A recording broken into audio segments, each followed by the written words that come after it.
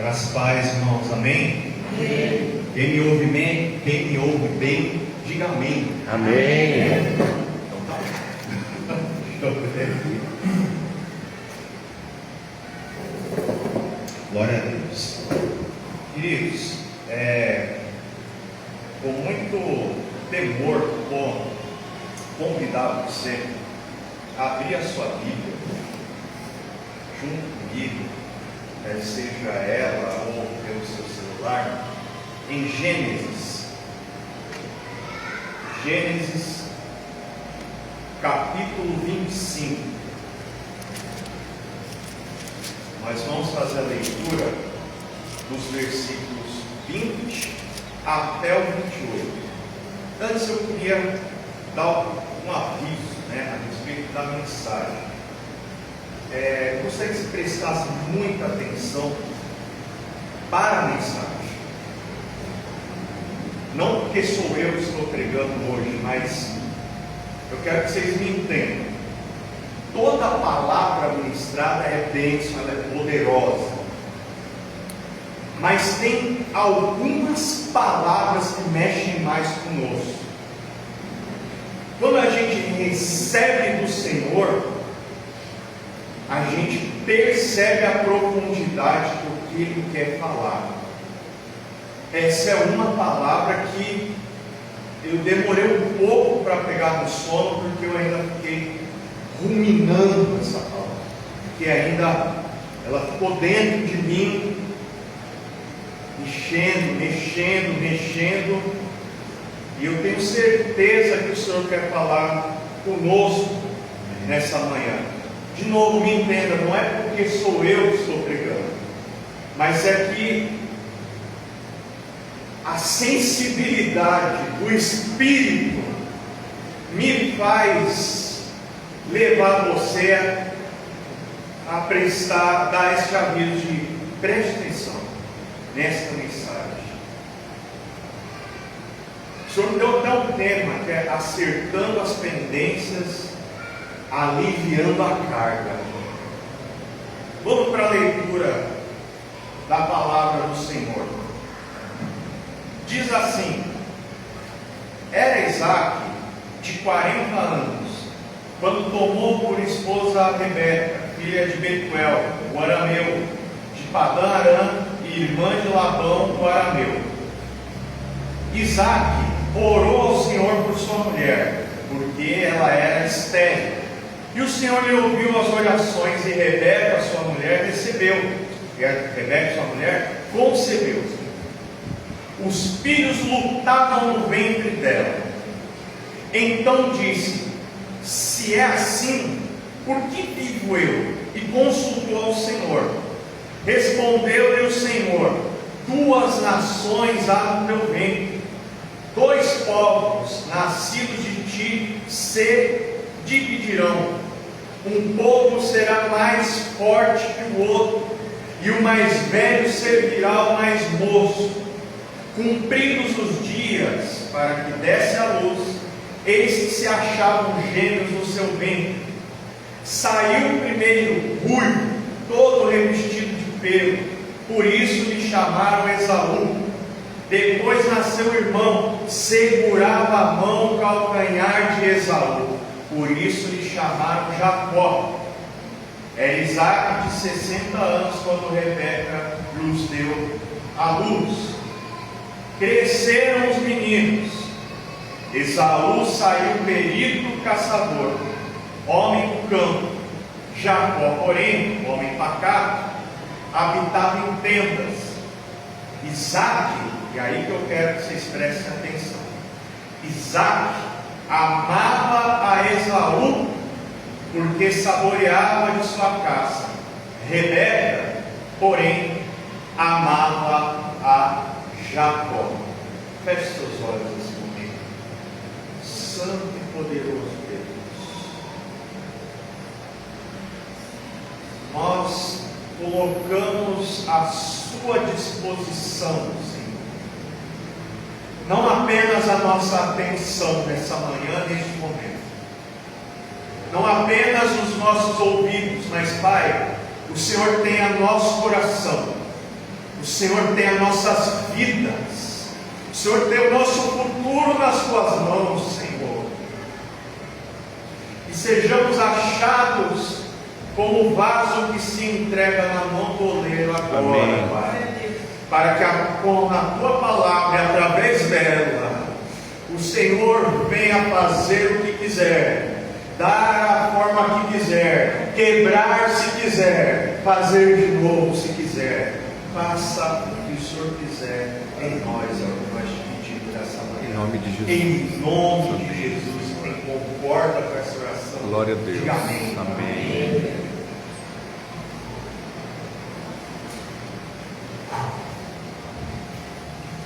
Aqui nós lemos sobre uma família, e uma família que carrega uma promessa. E aí eu pergunto para vocês: uma família que carrega uma promessa tem alguma semelhança conosco? Sim ou sim? Sim. Mas a Bíblia diz que essa família possui alguns pontos de muitos problemas entre eles. Ou seja, uma família problemática. E aí eu pergunto de novo para vocês: há semelhança com as nossas famílias? Sim ou sim? Sim. Toda família tem problema. Eu prego para vocês, vocês me veem e ouvem agora, e eu sei que vocês têm problemas, cada um de vocês. E é também verdade que quem prega também tem problema. Isso nos nivela, nos torna iguais. Isso significa que entre nós não há ninguém maior ou melhor. Mas família, irmãos, família é onde se constroem os valores, a identidade, os vínculos afetivos, as referências éticas. Família influencia o desenvolvimento emocional, social e moral de um indivíduo. Porque família oferece suporte, proteção e sentido de pertencimento, além de impactar diretamente as escolhas, os comportamentos e a forma como o indivíduo se relaciona com o mundo. Você sabia que muito do que você é, do que você faz, do que você pensa, é resultado das atitudes e comportamentos da sua família? Tem comportamentos, isso a ciência já também ensina e confirma. Tem comportamentos que eu e você temos, que alguns deles são herdados e outros são desenvolvidos. Desenvolvidos como? Pela observação. Isso significa o quê? Que é muito importante a ação e a atitude que nós temos como família. Por quê? Porque essas ações, as palavras, o jeito de ser, a maneira de tratar, vai reverberar nas próximas gerações da nossa família. Tem uma frase que as pessoas dizem que é assim: o fruto não cai muito longe da árvore. Isso quer dizer referente à família, ou seja, você pode ser diferente, sim, mas você não vai ser tão diferente dos seus pais, porque ali foi e é onde você começou a aprender a ser um indivíduo. Mas isso que eu falei só é verdade se a família for funcional ou saudável. Mas o que é uma família saudável, irmãos?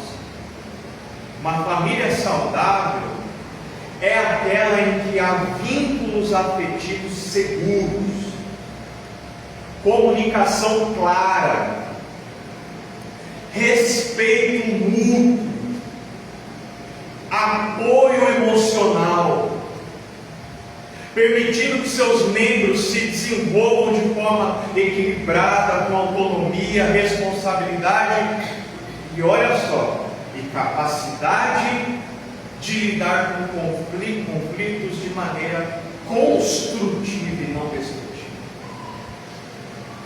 Uma família saudável gera um ser saudável, um indivíduo saudável. Uma família que não sabe ser família também vai gerar um indivíduo que não sabe o que é ser indivíduo. Uma coisa que eu repito sempre para os meus alunos, desde quando eu comecei a dar aula em 2013, é: trate gente como gente. Não adianta você querer ser o melhor profissional do mercado pelo conhecimento técnico, ser destaque na empresa, se você não souber tratar o outro como pessoa. Mas olhando aqui essa família, há algo aqui que há uma receita que vai dizer que não vai dar certo. Por quê? Porque aqui há uma família dividida. E o primeiro ponto que eu quero tratar, os 5 que nós vamos meditar juntos, é este: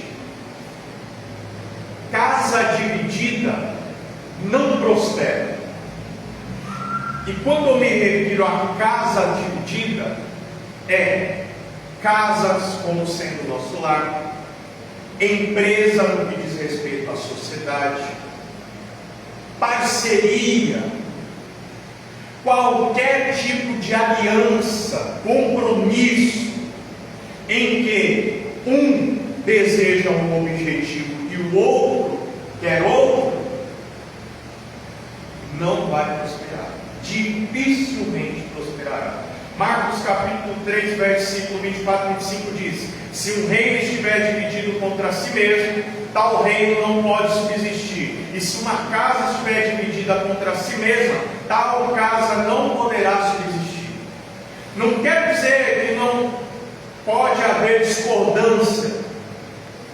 Também é mentira dizer que, olha, o casal tem que concordar em tudo. Mentira. Não é verdade isso.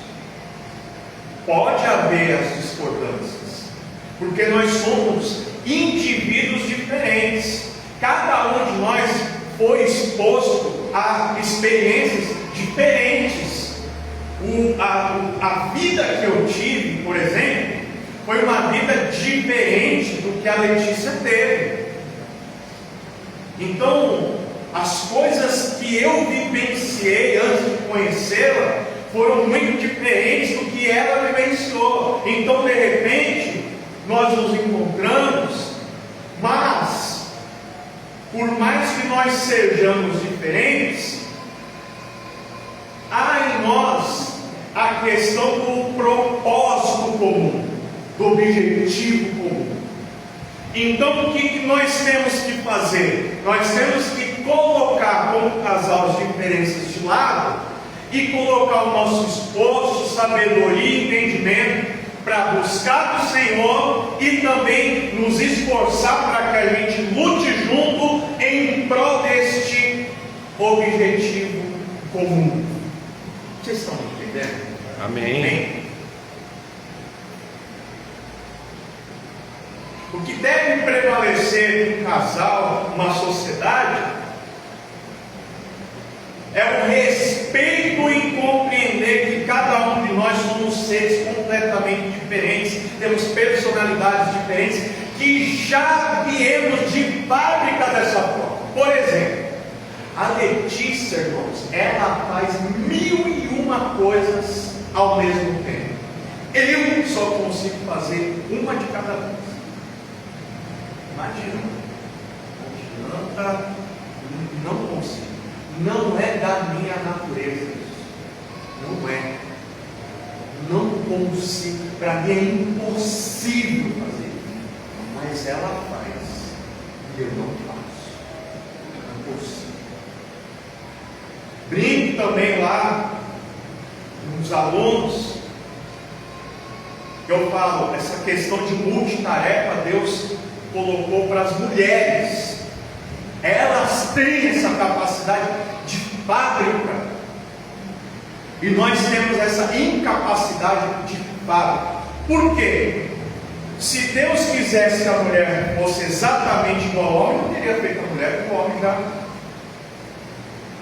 Deus, no seu propósito, na sua infinita sabedoria, nos deu a oportunidade de fazer com que a gente manifeste a nossa sabedoria para juntar forças, e aquilo que o homem não é capaz de fazer, a mulher é, aquilo que ela não é capaz de fazer, ele é, para que os dois juntos unam as suas forças e lutem lado a lado.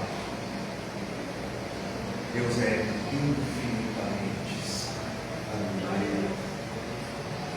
Não é uma disputa, mas sim a aliança, a junção de capacidades para lutar pelo objetivo comum. Você pode até ter, querido, presta atenção, amizade com quem não pensa como você, como de alguém que não crê como você, não tem os mesmos objetivos que você. Porém, é melhor você não se aliançar com quem não tenha um propósito e valores iguais aos seus. Por quê? Porque você vai sofrer com isso. Por que você sofre? Porque aquilo que para você é importante, para outra pessoa não é. Então, quando ela tratar com desenho aquilo que para você é precioso, vai te machucar, vai te ferir, vai gerar desavença. Olha só o cenário dessa família. Temos irmãos que disputam a primogenitura. Temos um pai que tem entre os dois filhos um predileto, e temos uma mãe que tem um filho predileto, e ninguém conversa a respeito. O marido que tem uma predileção, uma mãe que tem uma predileção por outro filho, e ninguém senta como família na mesa para olhar nos olhos e falar: olha, peraí, se a gente continuar dessa forma dividida, nós estaremos condenando a nossa casa, os problemas virão. Querido, o problema já vem quando já não há essa divisão. Imagina quando estiver dividido. Está aqui a receita de um grande problema: família dividida. Segunda coisa que eu aprendo aqui com essa leitura é a seguinte: precisamos quebrar os maus padrões de comportamento. Vou repetir: precisamos quebrar os maus padrões de comportamento. Vou dar um exemplo para vocês. Na família do meu pai, os Ferreira, havia um padrão de comportamento que os homens faziam, que era o quê? Servir cerveja para os filhos, ainda crianças, ainda pequenos. Meu pai já fez isso. Meu próprio pai fez isso, me incentivando a beber, porque todos bebiam. Todos. Meu avô tinha um bar. Os Ferreira, meu avô ganhou dinheiro com jogo. Os Ferreira gostava de sentar ali, ó.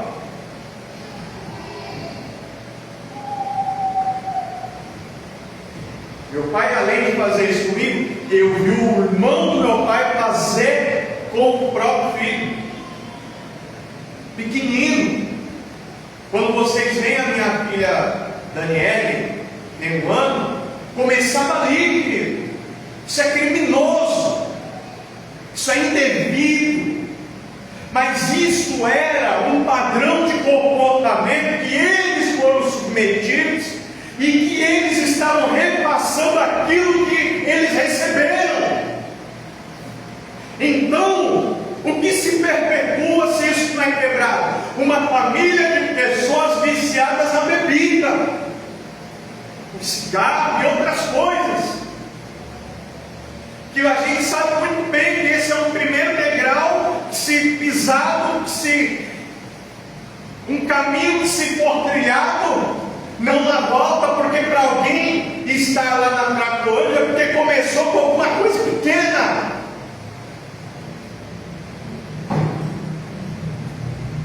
Mas pela graça do Senhor, não é mérito meu, mas pelo amor do Senhor, pela sua maravilhosa graça, isto foi quebrado na minha vida. Amém. Glória a Deus. Porque o Senhor tinha o seu propósito comigo e com a minha família e com os próximos que viriam. Olha só essa família, irmãos, eu preciso passar para vocês. Nós lemos aqui Isaac que deu a luz, a Esaú e a Jacó, mas Isaac é filho de Abraão. Nós estamos falando dos patriarcas, os pais da nossa fé. Olha aqui, presta atenção nisso daqui, ó. Aqui é uma família que está dentro de um ciclo de engano e de mentira. Porque Abraão errou, Isaac errou e Jacó cometeu o mesmo erro ainda com mais força. Presta atenção, Abraão, pai da fé, falhou 2 vezes. Em Gênesis capítulo 12, verso 11 e 13, vai dizer que Abraão pede para Sara dizer que ela que é mulher dele. Ele fala: se te perguntar, pode ser minha irmã. Faraó confronta Abraão: rapaz, isso aqui não é sua mulher, não, é minha irmã. Então o Faraó desejou ela porque ela era bonita. E ele errou de novo. Isso ele errou no Egito, e em Gerar ele falou a mesma coisa. Gênesis capítulo 20, versículo 2. Ele reposou, dizendo a Abraão e Sara, sua mulher, ela é minha irmã, porque ele tinha medo. Ele temeu pela própria vida, porque ele pensava o seguinte: se eu disser que Sara é minha esposa e Faraó quiser tê-la como esposa, ele vai me matar. Então, se eu disser que ela é minha irmã, ele vai poupar minha vida. Não importa qual seja a situação. É porque eu tive medo, é por isso que eu menti. Não importa. A verdade tem que ser dita em todo o tempo, em qualquer circunstância. Isso, Abraão. Vamos dar uma olhada aqui em Isaac.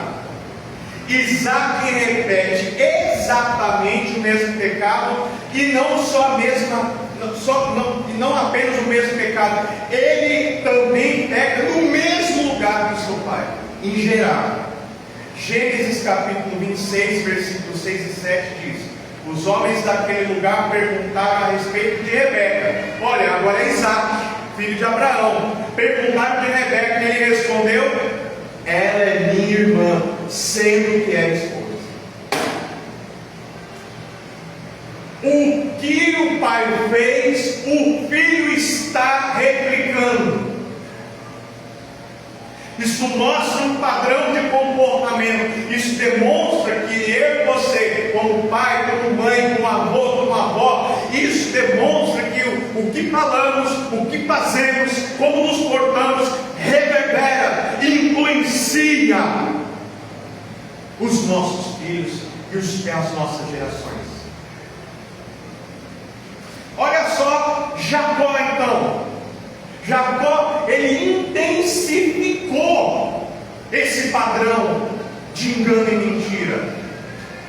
Jacó, que nós vamos ver um pouco mais Detalhe, ele engana seu pai, que quando seu pai já fica muito idoso, fica cego, ele se passa pelo seu irmão Esaú, a ponto de Isaac perguntar: esse é o meu filho Esaú? E Jacó, na verdade era Jacó, e Jacó falou: sim, meu pai, sou eu, seu filho Esaú. Não bastava mentir, é sustentar a mentira diante de um pai. Esse Jacó também engana um irmão.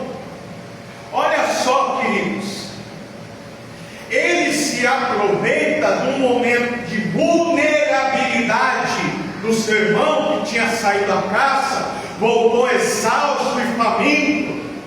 Então ele se aproveita para roubar, se apropriar da primogenitura. Mas também é bem verdade que a Bíblia diz que Esaú, ele rejeitou, ele não tratou aquilo que era algo eterno e santo com a devida, com o devido cuidado, com o devido valor, que a bênção da primogenitura é.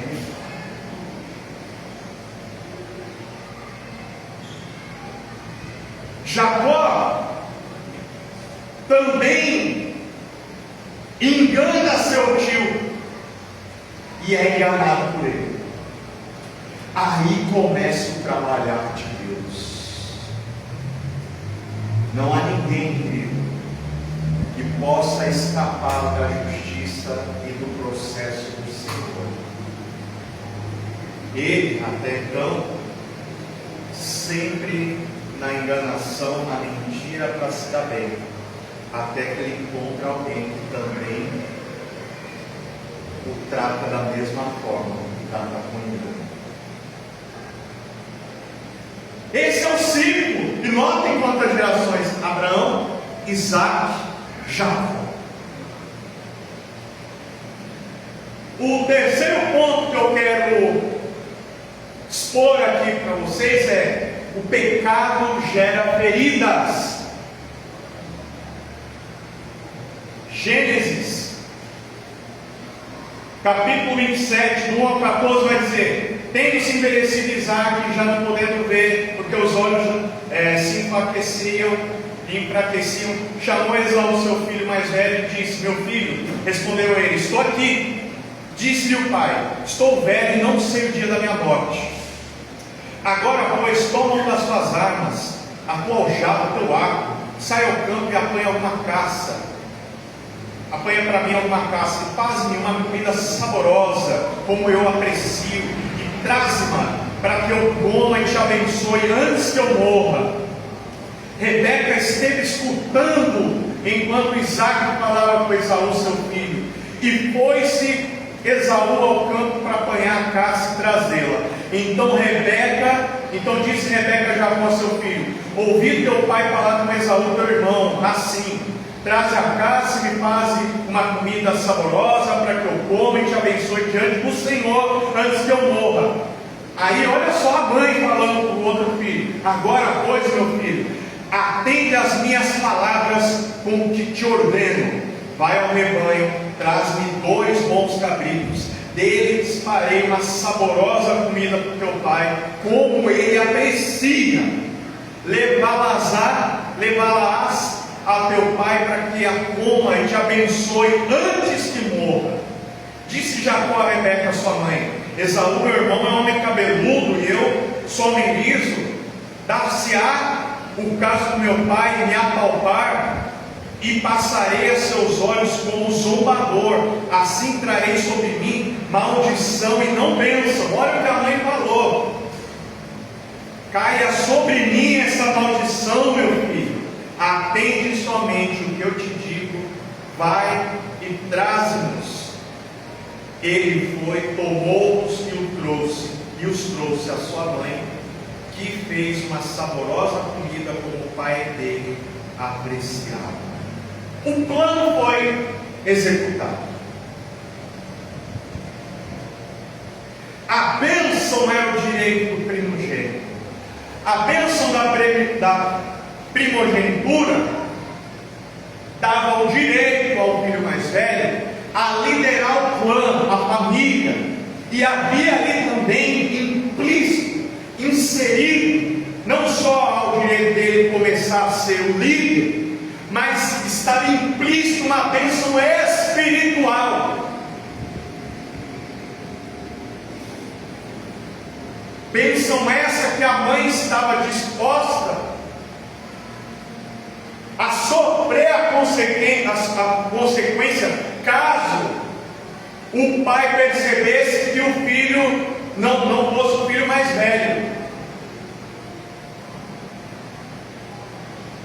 Olha isso, e eu repito, é uma família que está cega. Cega pelo quê, pastor? Pelo poder, a ganância, porque queria uma mãe que o mais novo fosse o líder, recebesse a bênção, e o pai já tinha o seu favorito também. Mas o impressionante disso tudo, meus queridos, é que por mais que eles tivessem a promessa, por mais que eles fossem de Deus, e eles eram, eles como família não sentaram para expor seus problemas e resolvê-los.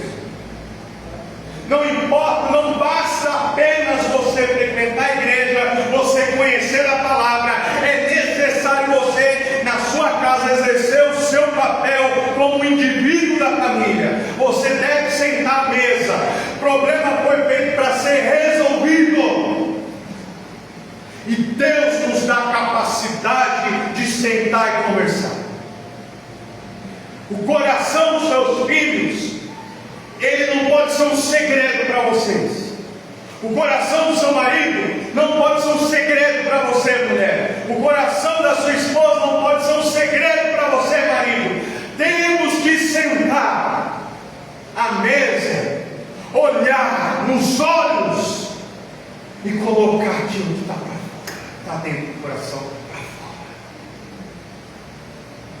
Temos que aprender a ser família, porque muitos só frequentam igreja e não resolvem.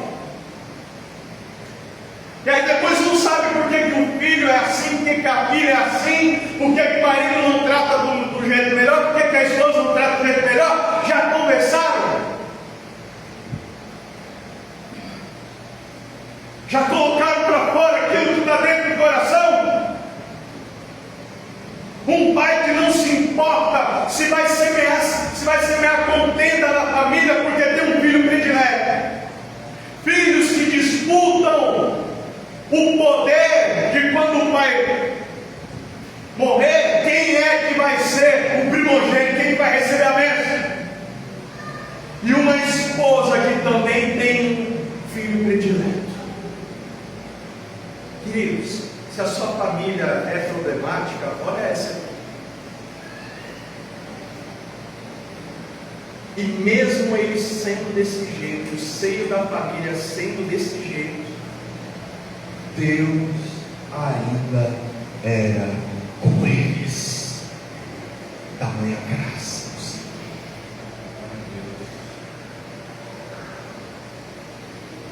O pecado fere, e Jacó feriu Esaú pela primeira vez, se aproveitando da vulnerabilidade dele.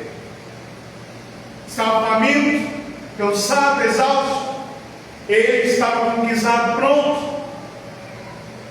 Ofereceu para o irmão desde que o irmão desse, abrisse mão da primogenitura.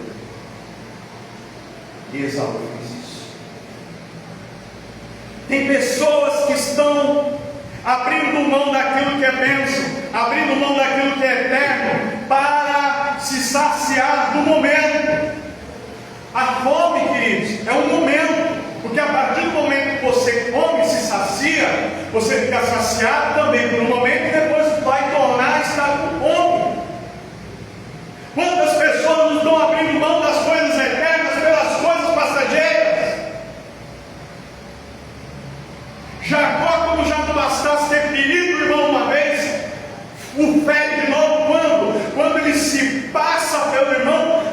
a bênção. O pai já não enxergava. O pai ainda desconfiou e perguntou: é você mesmo, meu filho? E ele sustentou-me: sou eu. Sou eu. E a Bíblia vai dizer assim: que o pai falou, mas a voz dele é do mais novo. Mas aí quando ele foi apalpar, parece ser mais velho. Como ele não enxergava, ele liberou a bênção. Quando Jacó se apropria disso, ele tira tudo de Esaú, ele tira o direito de liberar, e ele tira a bênção. Então Esaú não tem mais nada. Esaú não tem mais nada. E Esaú se enfurece de tal maneira que ele diz que vai tirar a vida do irmão, por ter sido tão baixo. Veja que família. E a Bíblia diz que então Jacó tem que fugir, porque Esaú, exímio caçador, o mataria.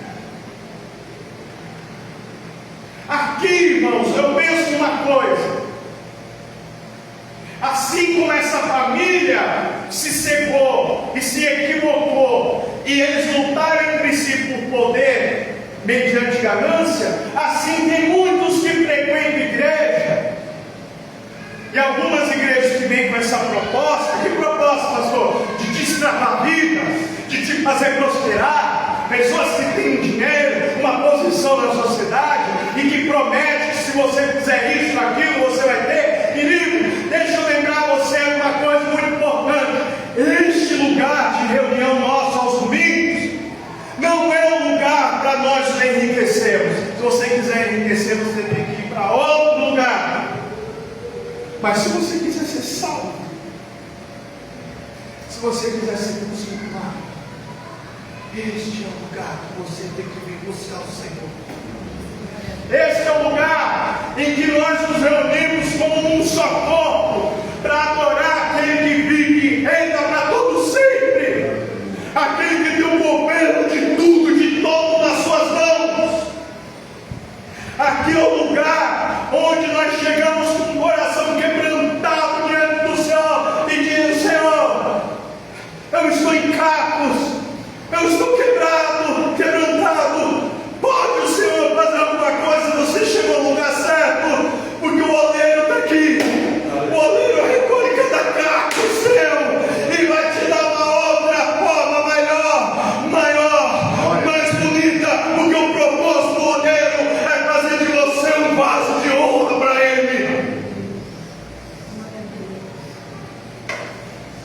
Oh Deus, eu não sei se você está entendendo isso, querido. Aqui é o lugar que a gente dobra os joelhos e põe a boca no pó, clamando pela ajuda do Senhor, clamando pelo seu socorro. Aqui é o lugar que a gente chega com as nossas bagagens todas, que estão pesando e às vezes nos sufocando, e a gente deixa os pés na cruz para dizer: Senhor, a bagagem está muito pesada para que eu possa carregar sozinho. Então o Senhor fala: pode deixar aí, pode deixar meu filho, pode deixar minha filha, porque eu te ajudo na sua caminhada. Glória a Deus. A Bíblia diz que o salário do pecado é a morte. O Senhor me deu essa analogia, presta atenção, ó. O pecado, queridos, ele é como feridas físicas que nós temos. Por exemplo, eu tenho cicatrizes, uma aqui, ainda deve ser outra aqui, uma aqui no queixo. Por quê? A minha mãe uma vez falou: não brinca de bola no corredor. E tinha uma porta de vidro, e eu e meu irmão estávamos fazendo exatamente o que? O que vocês acham? Jogando bola no corredor. Até que o meu irmão, os meus chutes, meu irmão mais velho, os meus chutes, meu irmão começou a defender com o olho fechado. O que eu vou querer inventar de fazer? Eu vou fechar o olho quando ele chutar para defender, para mostrar para ele que eu também consigo. Uma dessas, fecho, meu irmão chuta. Eu fechei o olho. Quando eu abri, eu estava enroscado na porta, que eu quebrei o vidro, e o vidro veio por meu queixo, cortou aqui, cortou aqui, cortou aqui. Meu irmão me puxou, e era muito sangue. Mas não sabia eu que Deus estava me usando. Porque depois minha mãe foi fazer o curso de enfermagem, irmãos. Ó Deus me usando. Porque na hora de me costurar, fazer mudar os pontos, meus cortes foram grandes. E Deus me livrou, porque poderia ter cortado aqui. Uma artéria. Cortou aqui, cortou aqui, cortou aqui. Sobrevivi. Ela teve que ajudar o médico a me segurar. Ela me colocou debaixo do chuveiro, irmãos. E com as coisas tudo abertas. Se imagine, eu lembro de cada gota entrando assim, queimada. Ela tinha que ver a proporção da ferida. É a mesma coisa quando a gente trai alguém, a gente fere na alma essa pessoa.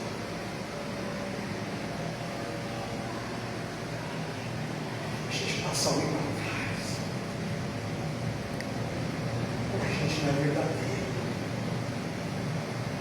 Quando a gente não é sincero. A gente vai causando feridas na pessoa. Por isso que é impossível perdoar instantaneamente. Porque a gente não sabe a profundidade da ferida que causou. E minha mãe enfermeira sabe melhor do que eu sobre isso. Eles vão uma ferida está aberta. É necessário ela estar constantemente sendo limpa. A bandagem tem que ser trocada. Tem que se colocar outra camada de proteção, de remédios. Para quê? Para que venha a cicatrizar. Mas isso é um processo. Isso demora. Isso tem que vir 1 dia, 2 dias, 3 dias, uma semana, às vezes até meses, para a pessoa se restabelecer de novo. O processo do perdão é isso. São 2 pessoas aqui feriu e se arrependeu, e aqui foi ferida. Se elas conversarem e estiverem dispostas a seguir o processo, então é esse o processo que tem que ser passado.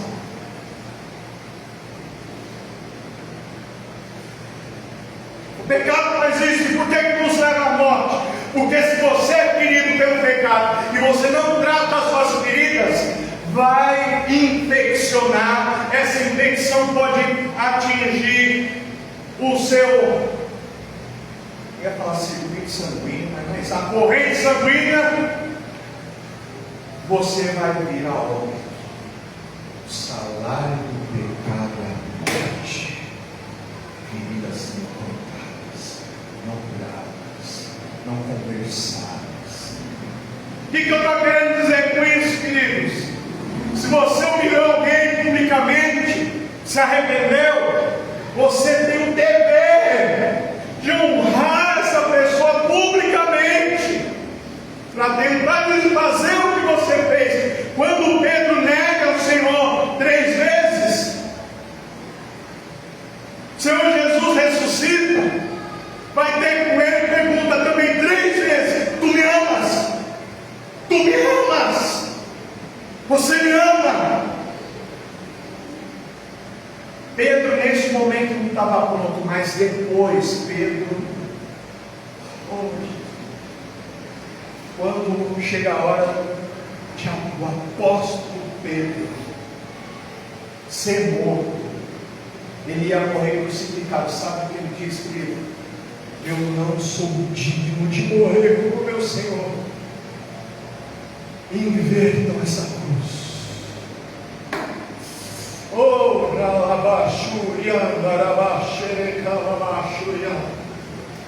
Ele entende, ele chega no nível de amor, ele compreende o que ele havia feito. Olha, se eu neguei, ele então tem uma vida dali para frente que vai glorificar o nome do Senhor, e ele tem um fim que glorifica o nome de Deus, que dá honra que ele não deu quando Jesus foi preso. Não importa qual foi o seu passado, não importa qual foi sua falha, não importa o que você fez, o Senhor quer saber de agora para frente. É daqui para frente. Amém, Deus. Se você fez, está feito, não dá mais para desfazer. Mas o ponto é, você se arrependeu do que fez? Me arrependi, pastor, então, querido. Este Pai amoroso vai te envolver nos braços de amor dele, e ele então vai fazer você viver um tempo novo.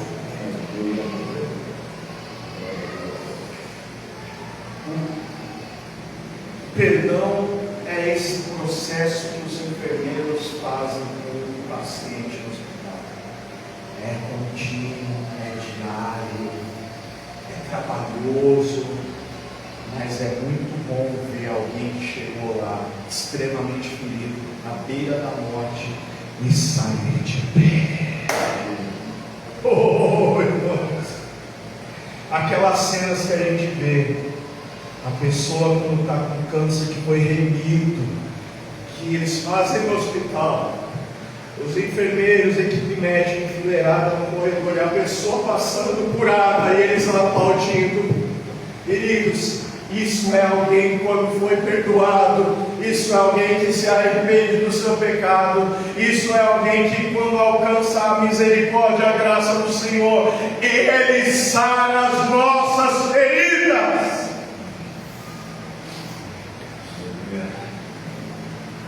Penúltimo ponto, a gente já está indo para a reta final dessa mensagem. Quarto ponto para aprender, que é: problema existe para ser resolvido. Aqui vimos uma família que não se sentou à mesa para abrir o coração. Cada um tinha o seu próprio segredo, sua própria questão. Ninguém tocou no assunto. Irmãos, o problema não vai se resolver só assim. O problema ele precisa ser resolvido.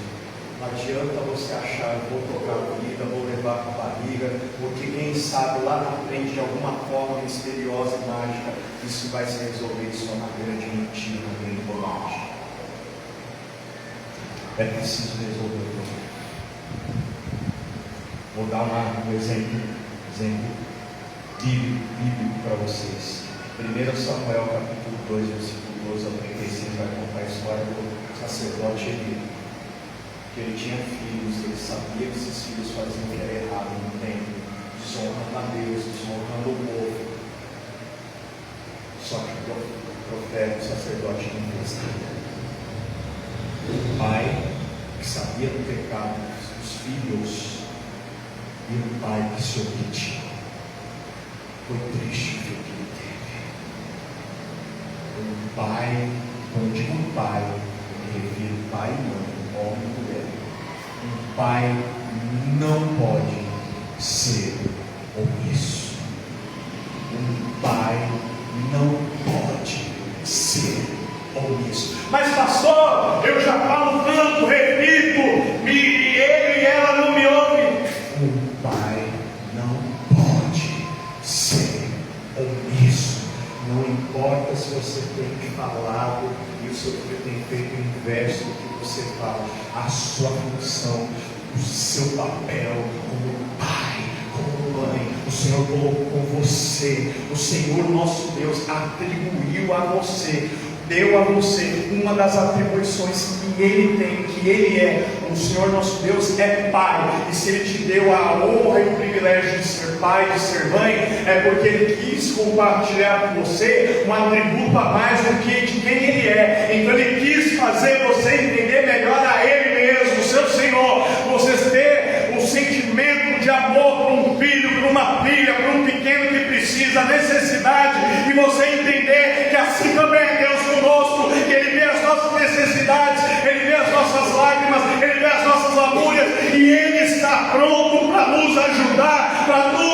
de pé na sobrinha, na sua descendência, como um pai que ama um filho. E você tem esse privilégio de ser pai também. Para você entender. E a Bíblia diz que nós que somos maus, não damos pedra quando nossos filhos pedem pães, ainda mais o Senhor, nosso Deus e Pai, conosco.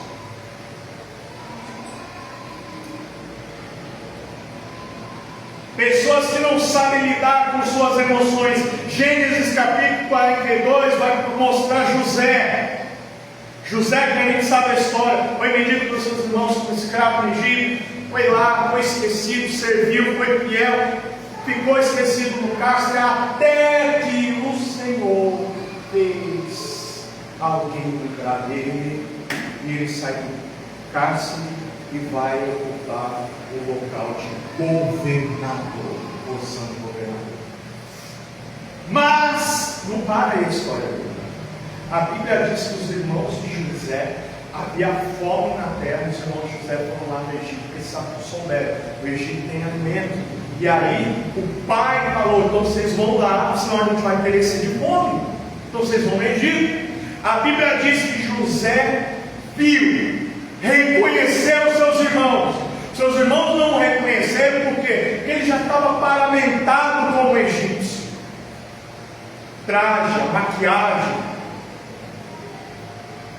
o jeito, a postura. Seus irmãos não o reconheceram. E a Bíblia diz que ele também não chama os seus irmãos para sentar na mesa, para falar: sou eu. Não, a Bíblia diz que ele saía da presença deles para chorar. Isso nos faz refletir o seguinte: quantas pessoas não estão em lugares elevados, quer seja dentro da igreja ou nas empresas, lugar de liderança, lugar de destaque, lugar de status, mas para lidar com seus sentimentos são crianças, são meninos, são meninas, pessoas que não são capazes de sentar à mesa, olhar para o outro e conversar, de se expor, de se abrir. Teve José que armar com os seus irmãos. Teve José que chorar bastante nos bastidores, porque não aguentava a emoção de estar com seus irmãos, que o traíram, até que ele consegue. Mas isso também é um alerta para nós. Precisamos ter maturidade com as nossas emoções. Tem pessoas que negligenciam isso porque acham que só precisam buscar Deus. Mas a nossa humanidade, nós como pessoas, nós somos seres espirituais, somos seres emocionais também. Então não dá para negligenciar, isso está intrínseco, faz parte de nós.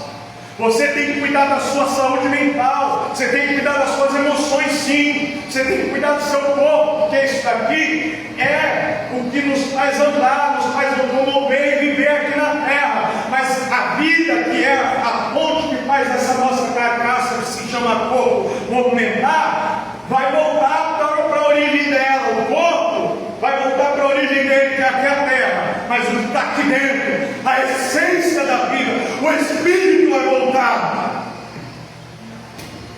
para onde ele foi gerado.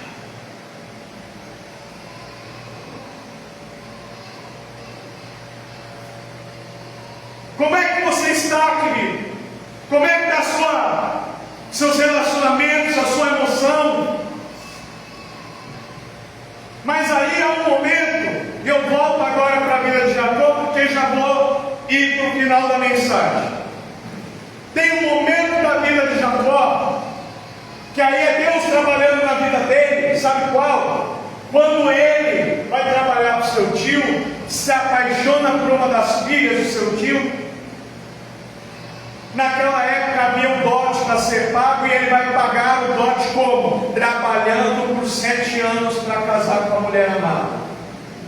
Chegou, passou, ele ficou vendo 7 anos, marcando lá no calendário. Chegou 7 anos, opa, agora é a hora de tomar posse da bênção. Com certeza, queridos, ele devia estar embriagado, porque o seu sogro trocou as filhas propositadamente. e ele deitou com a outra, então teve que tomá-la como esposa. Foi trabalhar mais 7 anos pela mulher amada. E aí, queridos, como ele foi enganado, com certeza ele foi sentindo aquilo que ele fez para o outro. Deus sabe como tratar com cada um de nós, os nossos problemas, com as nossas guerras, com as nossas lutas. Deus trata conosco porque Ele quer nos melhorar, Ele quer nos aumentar, Ele quer nos esticar. Para quê, pastor? Para que a gente alcance lugares maiores nele. Sejamos um testemunho de honra para Ele. Chega um ponto na vida de Jacó que aquele fardo, aquele peso de ter ferido tão profundamente seu irmão está pesado. Ele não suporta mais o peso. Ele prosperou, mas nem a prosperidade, o bem, não trouxe a paz que ele está precisando de paz. Porque na mente dele está ali, seu irmão, se feriu seu irmão, e vai ficar por isso mesmo? Vai ficar desse jeito? Deus sabe onde nos pegar, queridos, e Ele nos pega para o nosso bem. Ele sabe aonde tem que nos tocar para a gente nos esvaziar.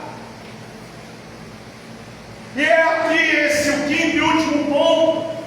Só não dá apenas só para ter o conhecimento de Deus. Eu sei quem é Deus, eu sei que Ele chamou Abraão como pai da fé e tal, eu conheço os livros da Bíblia. Não é. Isso é importante para a gente ser salvo, sim, mas para a sua vida cristã é necessário você ter experiência com esse Deus.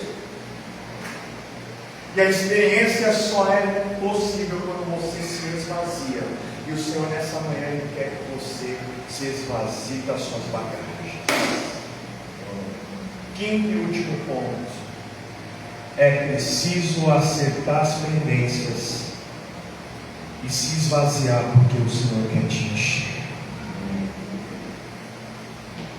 Jacó prosperou, mesmo errado, mas isso não era o que ele precisava, não era o que ele queria paz, ele queria transformação, ele queria algo que ninguém podia fazer por ele a não ser Deus.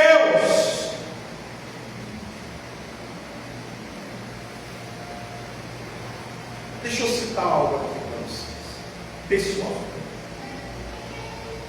7 anos antes de conhecer a Letícia, exatamente 7 anos antes de conhecer a Letícia, até mais, pouco antes de conhecer a Letícia, eu tinha um relacionamento, e eu tinha certeza que eu ia me casar, tinha certeza, até que eu descobri que eu fui passado para trás. Foram lá na minha casa, de madrugada. Quando eu falo minha casa, eu morava com a minha mãe. Madrugada. Tocaram a campainha e falaram: Daniel, nós vimos uma coisa que a gente veio para te falar. Você pode falar? Vimos uma fulano, assim. E a gente fez questão de esbarrar com ela, para ela saber que a gente viu. E a gente veio aqui para te contar. Era um bairro que teve que a escola fez. Queridos, olha o livramento. Antes, eles passaram na minha casa para me contar: vamos lá, você nem precisa pagar, tem um convite aqui sobrando para você. Eu pensei: vou, não vou. Não vou não. Ainda bem que eu não fui, porque se eu tivesse ido ia ter confusão. Então me contaram, e eu fiquei muito ferido, muito machucado. Eu gerei no meu coração, criei ódio por essa pessoa.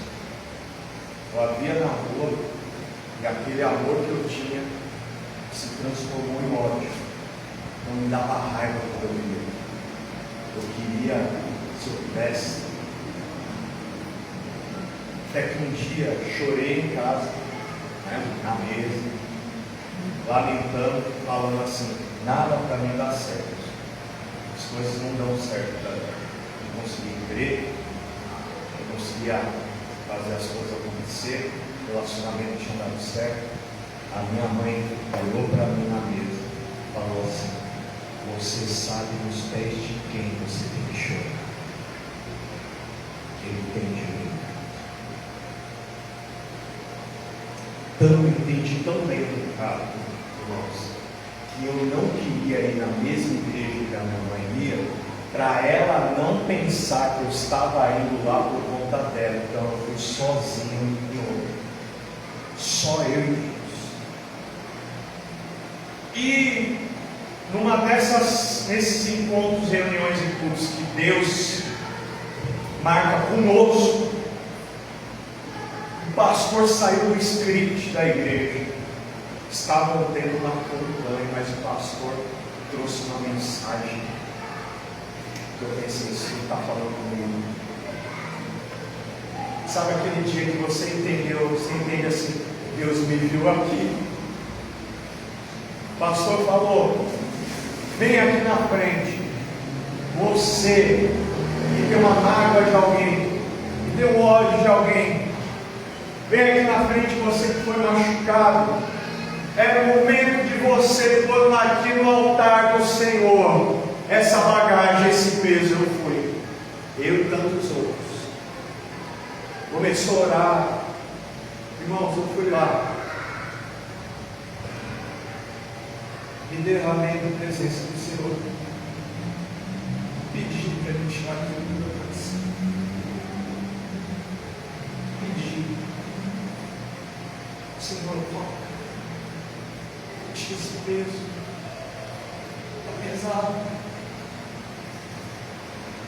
Falei comigo, queridos, senti na minha mão. Eu senti uma mão me tocando no peito, tanto que eu abri o olho. Não tinha ninguém que fez, que tocou em mim, pessoa, mas eu senti que fui tocado. Eu senti aquilo saindo. Eu senti aquele peso me libertando. Eu me senti leve. Eu me senti bem. E a prova que eu tive foi quando eu encontrei a pessoa na rua, eu não senti nada. E depois Deus me deu a oportunidade de ir na casa da pessoa, pedir perdão para ela, pregar, falar de Jesus para ela e falar que eu perdoo o que você fez. Deus me deu essa oportunidade. Eu estou aqui para dizer para vocês que o embate de Jacó e o anjo era muito mais do que uma luta entre duas pessoas.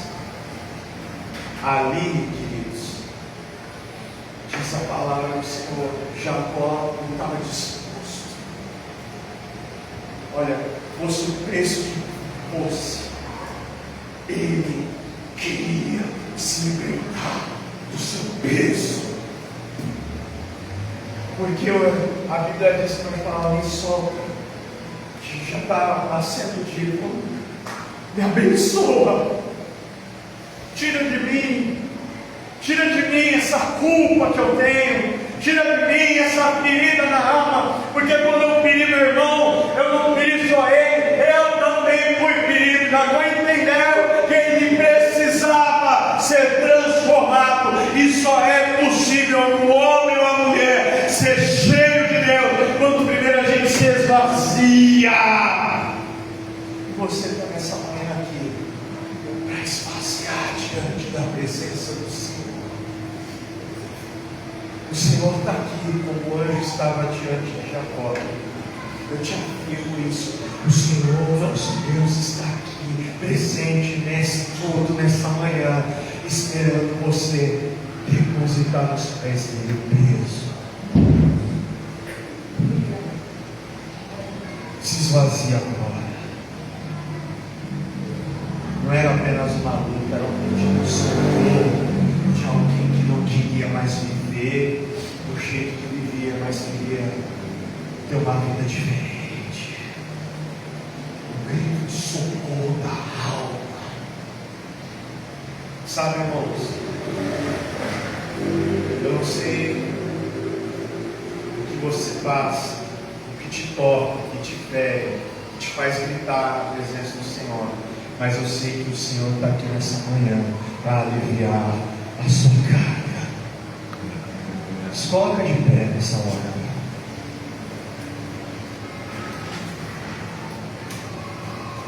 A luta de Jacó e Boanerges era a libertação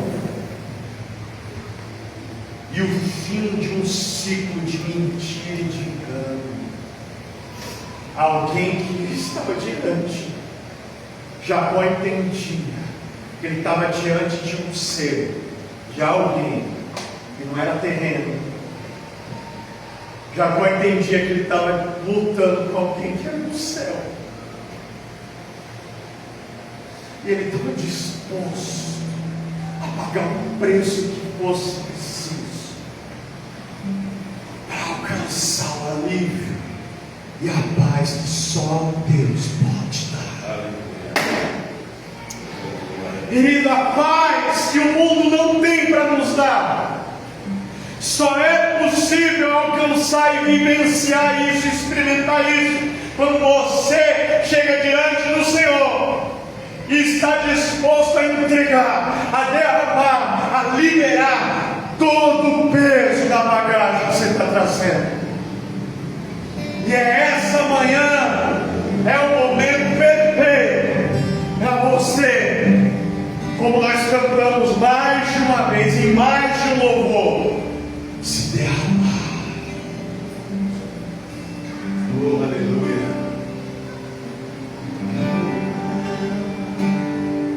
Derramar. Ah, Jesus, me ajuda, Jesus. Me ajuda, me socorre, Jesus. Me socorre porque eu tentei do meu jeito, com as minhas forças, mas eu compreendo, Jesus, que se o Senhor não me tocar, eu compreendo, Jesus, que se eu não me esvaziar, não tem como o Senhor me encher, e o Senhor quer te encher.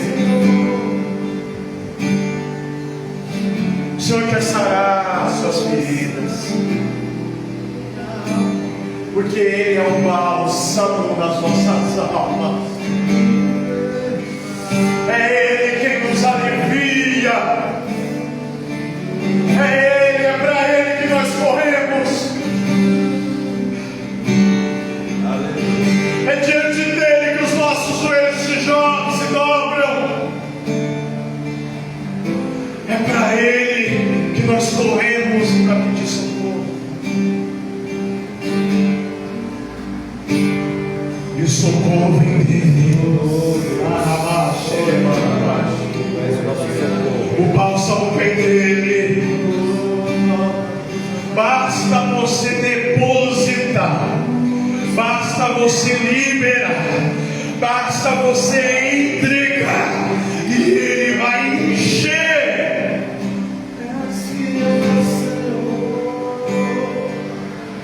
A viúva não tinha mais expectativa. A esperança visual dela era de que ela estava sem saída. Mas aí o profeta falou: traga vasilhas. Mas a vasilha tinha que estar vazia, porque Deus só enche vasilha vazia. Precisava a vasilha estar vazia, porque Deus enche a vasilha. Vaso de Deus, mulher de Deus, homem de Deus, se esvazia da presença dEle, porque se você se esvaziar, Ele enche. E quando Jesus enche, meu irmão, quando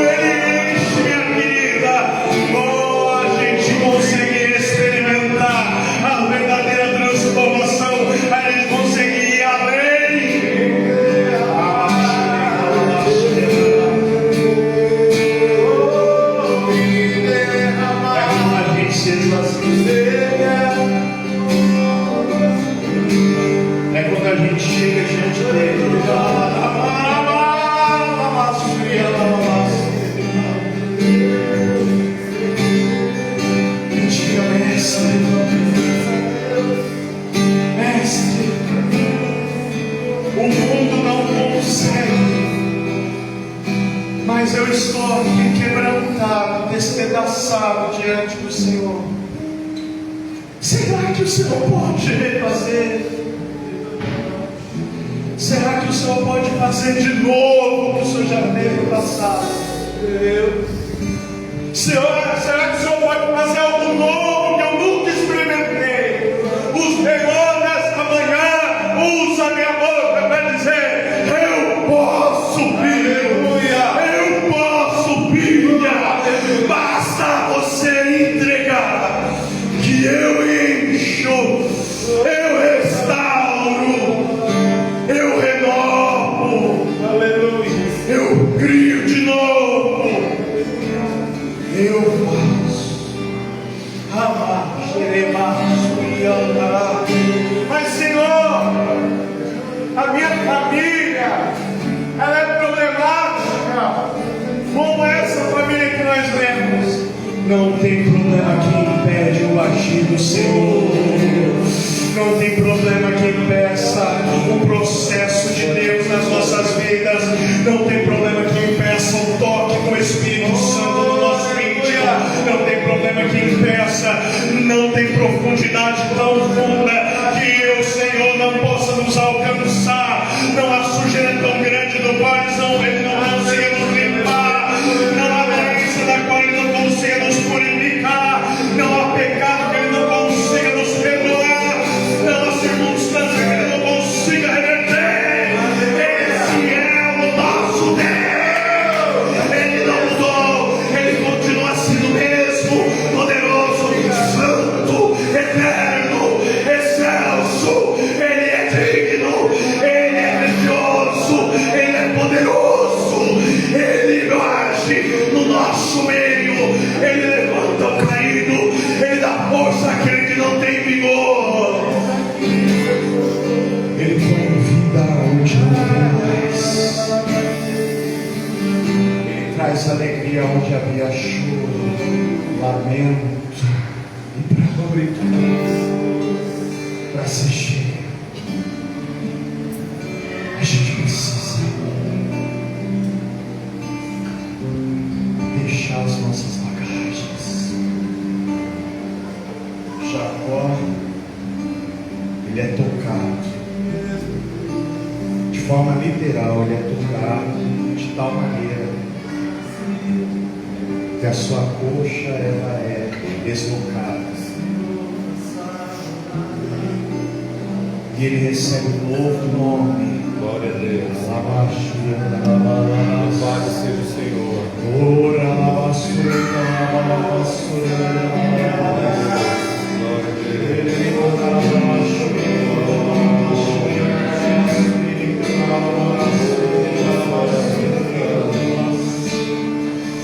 Ele recebe um novo nome,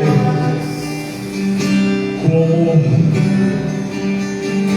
que um divisor. Até aqui você andou de um jeito, homem, daqui para frente você chamará Israel.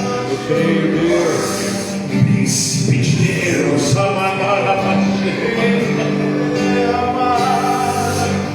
É como se Deus estivesse falando: eu quebro na sua vida, Jacó, uma vida de ciclos de engano, e eu começo um tempo novo. Aleluia.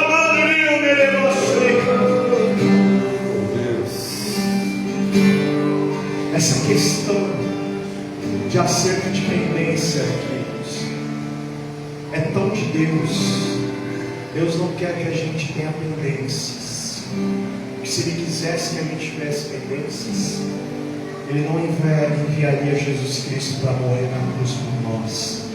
Porque a frase de Jesus na cruz é tetelestai, que é estar consumado, que significa estar plenamente, totalmente pago. Nós estávamos com pendência com o nosso Deus, mas Jesus veio e pagou de forma definitiva, aleluia, completa, glória a Deus, total. pendência, toda pendência, todo débito que nós tínhamos, Jesus quitou. Ele pagou, porque Ele entende que nós não podemos ter uma vida de pecado.